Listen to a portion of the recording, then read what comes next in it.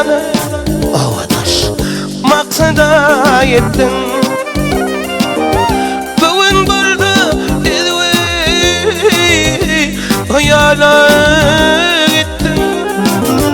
Ya pişman ediyen Avadaş dillerin senin. Sen aman, sen aman, aman beni yolladın. Barcardın orman Avadaş Sevut bağladın. Bugün burada gün yaş bilin ağladın. Yahadan vurdu mu hatların senin.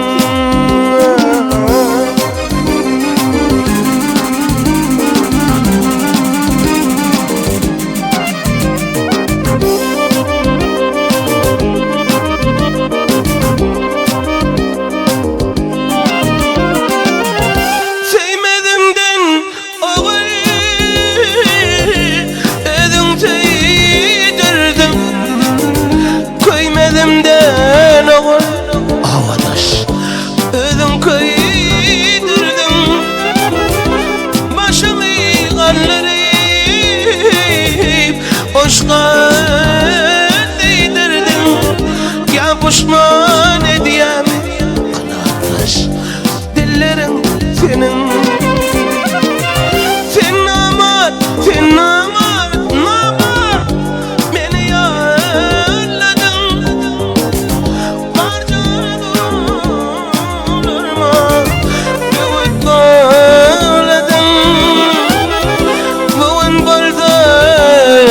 Bugün yaş bilin ağladın.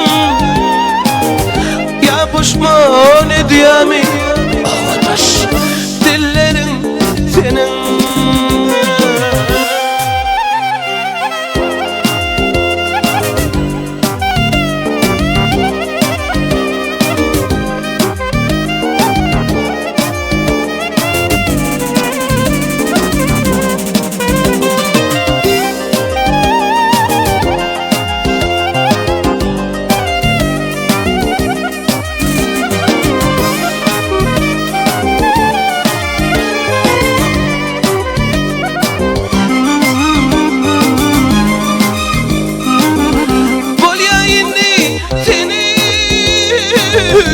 Koyup gideyim görümde sen hakta Avadaş fikir edeyim.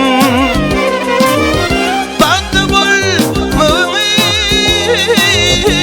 ardı edeyim. Şunla inceler mi Avadaş yüreğin senin.